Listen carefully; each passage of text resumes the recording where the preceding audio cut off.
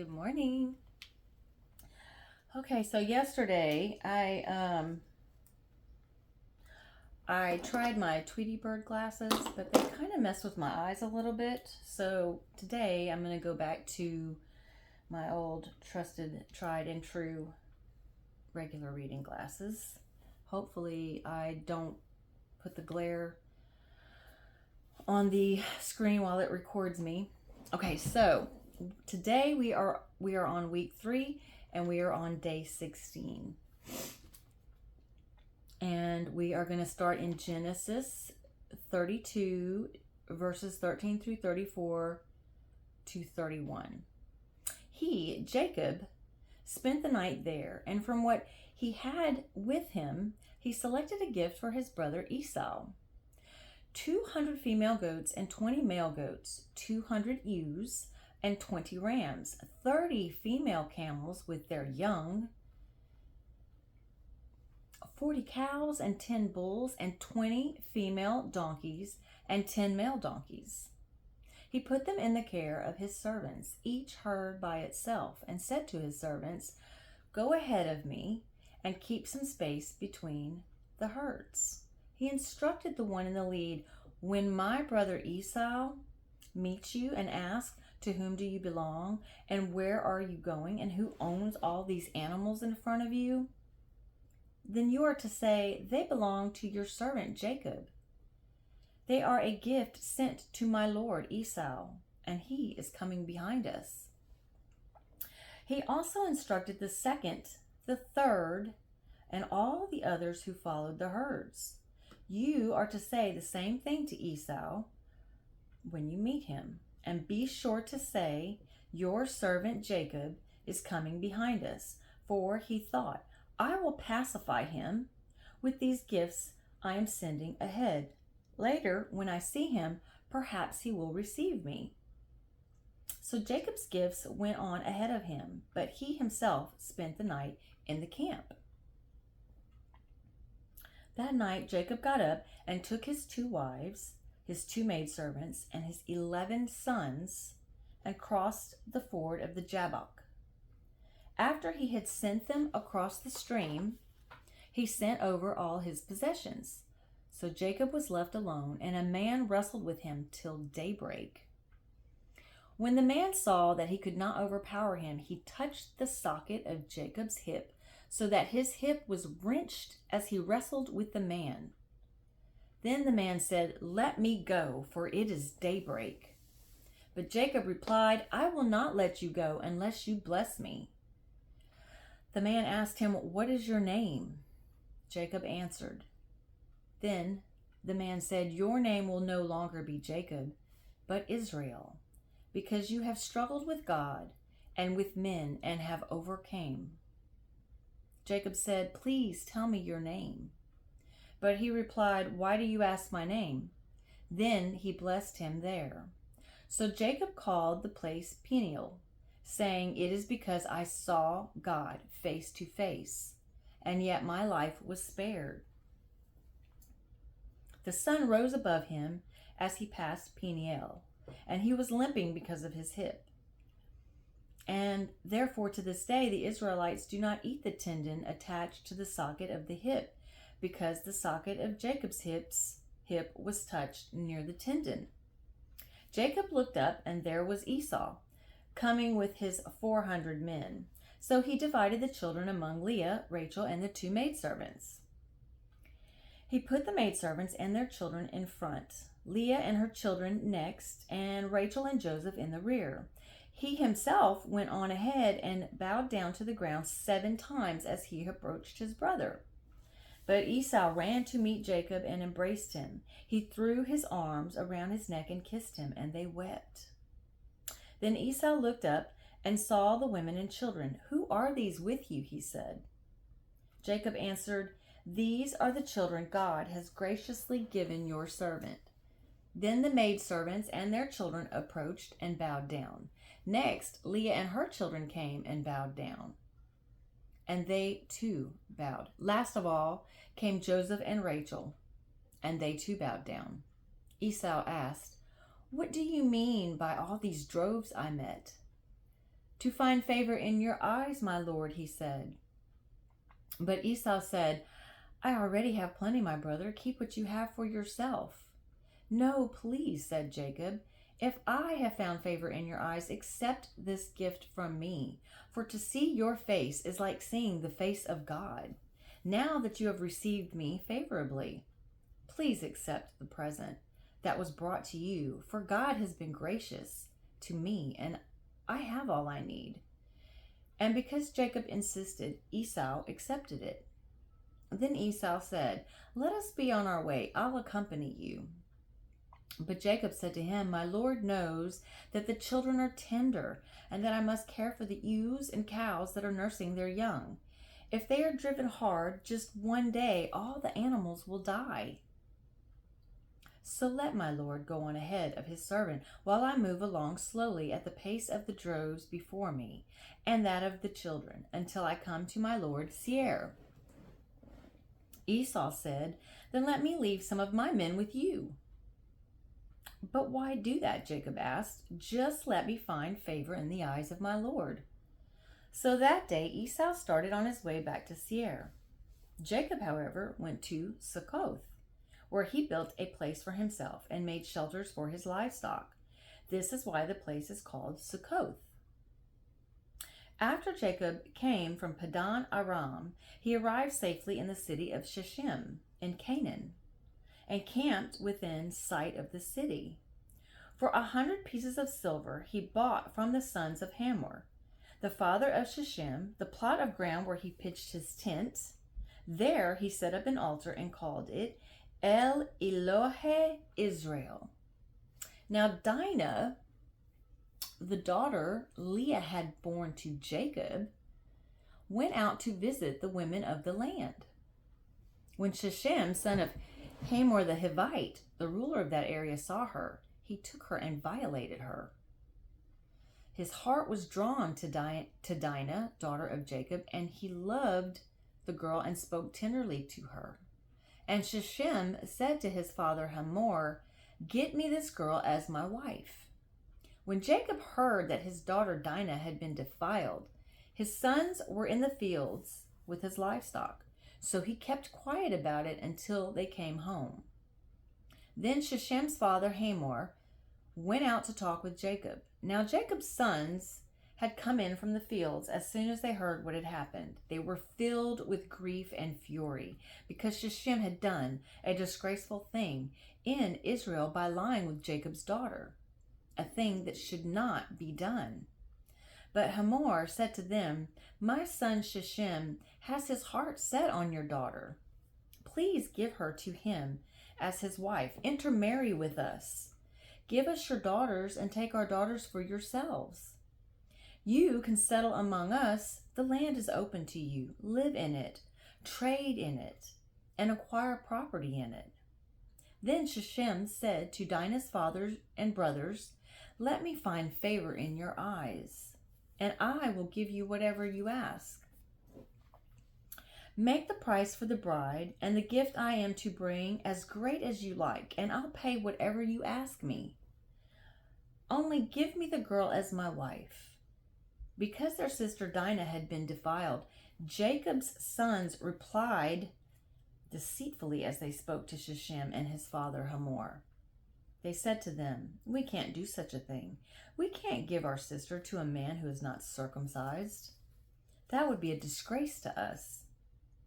We will give our consent to you on one condition only, that you become like us by circumcising all your males.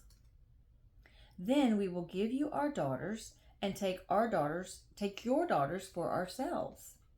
We'll settle among you and become one people with you. But if you will not agree to be circumcised, we'll take our sisters and go. Their proposal seemed good to Hamor and his son Shechem, the young man who was the most honored of all his father's household. Lost no time in doing what they said because he was so delighted with Jacob's daughter. So Hamor and his son Shechem went to the gate of their city to speak to their fellow townsmen. "These men are friendly toward us," they said. "Let them live in our land and trade in it. The land has plenty of room for them. We can marry their daughters, and they can marry ours. But the men will consent to live with us as one people only on the condition that our males be circumcised, as they themselves are. Won't their livestock, their property, and all their other animals become ours? So let us give our consent to them, and they will settle among us."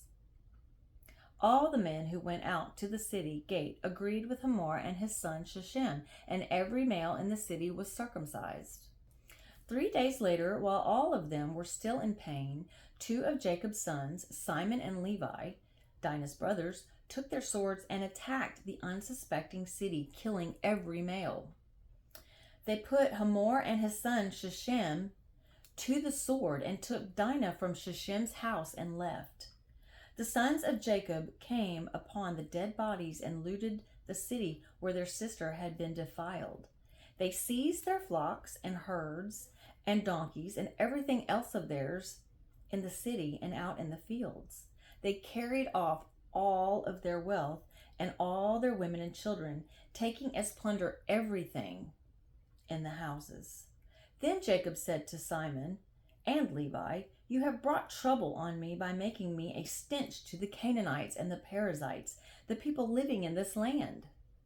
We are few in number, and if they join forces against me and attack me, I and my household will be destroyed." But they replied, "Should he have treated our sister like a prostitute?" Now we're moving on to Matthew chapter 11, verses 7 through 30. As John's disciples were leaving, Jesus began to speak to the crowd about John. "What did you go out into the desert to see? A reed swayed by the wind? If not, what did you go out to see? A man dressed in fine clothes? No, those who wear fine clothes are in kings' palaces. Then what did you go out to see? A prophet? Yes, I tell you, and more than a prophet. This is the one about whom it is written, 'I will send you my messenger ahead of you, who will prepare your way before you.' I tell you the truth. Among those born of women, there has not risen anyone greater than John the Baptist, yet he who is least in the kingdom of heaven is greater than he. From the days of John the Baptist until now, the kingdom of heaven has been forcefully advancing, and forceful men lay hold of it. For all the prophets and the law prophesied until John. And if you are willing to accept it, he is the Elijah who was to come. He who has ears, let him hear. To what can I compare this generation? They are like children sitting in the marketplaces and calling out to others. We played the flute for you, and you did not dance. We sang a dirge, and you did not mourn. For John came neither eating nor drinking, and they say, 'He has a demon.'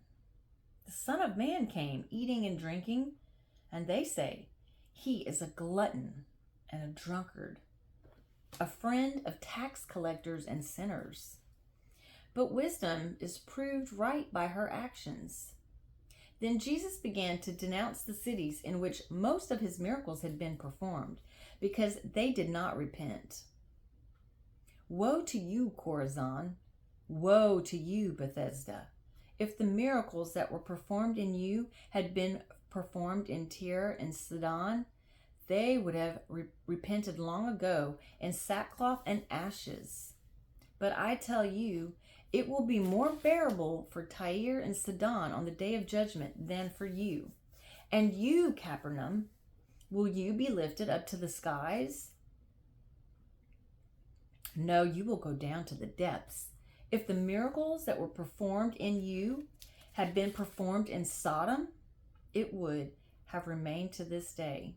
But I tell you that it will be more bearable for Sodom on the day of judgment than for you." At that time, Jesus said, "I praise you, Father, Lord of heaven and earth, because you have hidden these things from the wise and learned and revealed them to little children. Yes, Father, for this was your good pleasure. All things have been committed to me by my Father. No one knows the Son except the Father, and no one knows the Father except the Son, and those to whom the Son chooses to reveal him. Come to me, all who are weary and burdened, and I will give you rest. Take my yoke upon you and learn from me, for I am gentle and humble in heart, and you will find rest for your souls. For my yoke is easy and my burden is light. Psalms 14 verses 1 through 7. From the director of music of David. The fool says in his heart, there is no God. They are corrupt, their deeds are vile. There is no one who does good. The Lord looks down from heaven on the sons of men to see if there are any who understand, any who seek God. All have turned aside. They have together become corrupt. There is no one who does good, not even one. While evildoers never learn, those who devour my people as men eat bread and who do not call on the Lord, there they are overwhelmed with dread.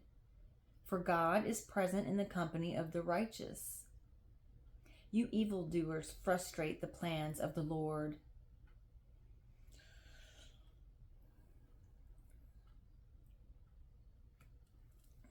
Cut. You evildoers frustrate the plans of the poor, but the Lord is their refuge. Oh, that salvation for Israel would come out of Zion. When the Lord restores the fortunes of his people, let Jacob rejoice and Israel be glad. Proverbs chapter 3 verses 19 and 20. By wisdom the Lord laid the earth's foundations. By understanding he set the heavens in place. By his knowledge the deeps were divided, and the clouds let drop the dew. All right, that concludes today's reading. And we are still on week 3. That was day 16. I hope you enjoyed it. I hope that you enjoy the rest of your day. Thank you again for joining me. I really do appreciate your time. I appreciate that you keep coming back and listening to me read the Word of God. I hope that God has given you an understanding of the words, and that I hope I'm a blessing by reading this for some people that maybe can't read for themselves, or commuting back and forth to work, or they're just really super busy and they're looking for podcasts or some kind of way to be in the Word daily. I thank you. Like I said, our attention is the biggest commodity, and for you to come here and to be a part of this is very important to me, and I really do thank you for it. And I hope you have a great day.